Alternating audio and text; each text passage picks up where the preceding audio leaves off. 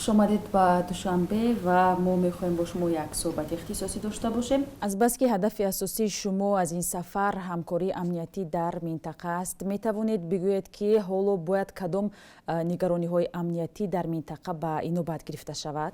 Well, thank you for the opportunity to speak today. It's I served first in Tajikistan in 1992 to 94. پیش از همه تشکر برای فراهم آوردن امکانیت این صحبت.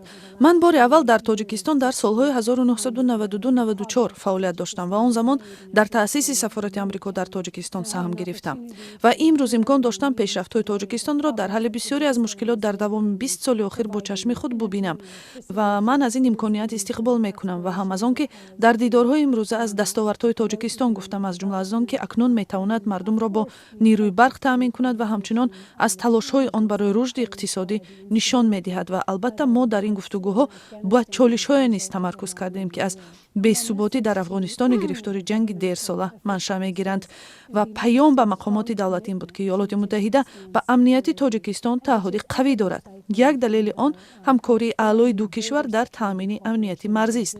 ایالات متحده برای تقویت امنیت مرز زیاده از 200 میلیون دلار کمک کرده است. این کمک عملی و فنی بوده است، به مانند رادار، فناوری‌ها، ماشین‌های مخصوص، تجهیزات مخصوص مخابراتی برای نیروهای دولتی. گفتگوی عالی داشتم با گنرال رحمانعلی درباره تهدیدهای تاکتیکی در مرز و رسیدگی به آنها و من از مقامات بلندپایه دولت سپاسگزاری را برای چنین کمک‌ها شنیدم، از جمله برای کمک حکومت ایالات متحده در بنیاد 10 پاسگاه مرزی و توانستم به مقامات دولتی اطمینان دهم که آمریکا هیچ کجا رفتنی نیست. ما در مبارزه با تروریسم در افغانستان صادقیم.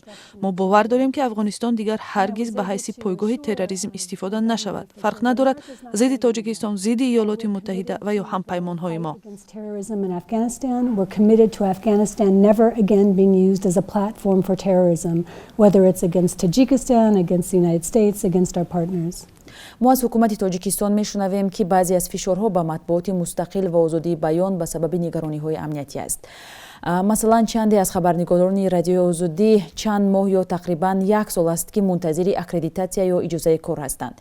ضمن ملاقات شما این مسئله ها رو هم مطرح کردید و پاسخی آن چی بود؟ Well, without talking directly about my private conversations with government officials.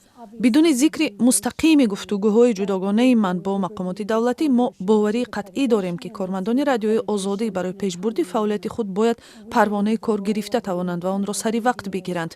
ما با نقش رسانه‌های آزاد برای رشد همه کشورها باوری بزرگ داریم و این نقش از جمله برای ایالات متحده نیز همیشه مهم بوده است و مخصوصاً که تاجیکستان با سلسله معرکه‌های انتخابات پارلمانی و پرزیدنتی وارد می شود، داشتن بحث‌های باز و آزاد مخصوصاً مهم است.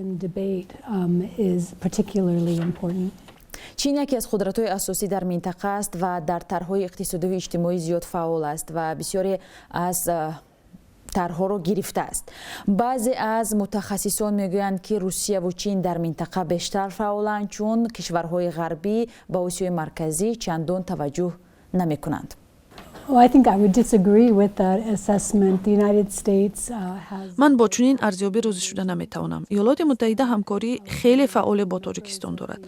ما شبکه پالاتای تجارتی آمریکا را در اینجا داریم و صاحبکاران آمریکایی با امکانیت‌های سرمایه‌گذاری در تاجیکستان رغبت دارند. همزمان آمریکا مدتی طولانی تشویقگر اصلاحات اقتصادی در تاجیکستان بوده است تا فضای جالبتری سرمایه‌گذاری خارجی را در اینجا به وجود دارد. به فکر من اشتباه است اگر بگوییم که این کارها عملی نمی‌شود. برعکس ما به این اندیشه هستیم که تاجیکستان از تمام امکانیت‌های سرمایه‌گذاری و مناسبت‌های سازنده با کشورهای همسایه و نهادهای شریک و کمک رسان استفاده برد. برنامه‌های ما اساساً با مقصد کمک به تاجیکستان و دیگر کشورهای آسیای مرکزی طرح‌ریزی شدند. مقصد عملی سازی این برنامه‌ها برهم دادن یا حل و فصل مسائل وابسته به نرخنامه یا تعرفه‌ها، اینچنین همگونسازی قاعده‌های تجارت و گمرک کشورهای منطقه و تاجیکستان است تا آنها توانند همه امکانیت و اقتدار خود را پررای استفاده برند. برای نمونه ما تلاش داریم در راه اندازی بازار منطقه نیروی برق آسیای مرکزی کمک کنیم تا به کشورهای آسیای مرکزی یاری دهیم که نه تنها به گونه بهتر تجارت برق را بین خود برآورند بلکه همچنین آن را به بیرون از منطقه از جمله به افغانستان و پاکستان و در آینده به هندوستان هم صادر کرده توانند. حکومت تاجیکستان در این سمت سرمایه‌گذاری‌های بزرگ کرده است و به کشور همسایه افغانستان برق پیشنهاد میکند.